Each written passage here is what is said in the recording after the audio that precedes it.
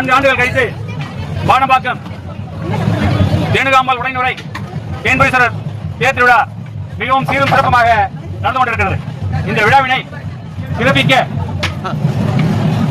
பக்தர்களும் தொண்டர்களும் வந்துள்ளனர். இந்த விழாவினை சிறப்பிக்க சிறப்பான முறையில் அன்னதானம் வழங்கப்பட்டு வருகிறது.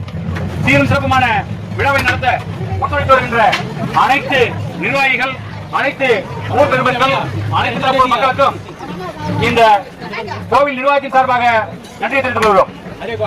இன்று குறைந்தபட்சம் 5000 பேருக்கு பிரசாத விநியோகம் நடைபெற்றுக் கொண்டிருக்கிறது.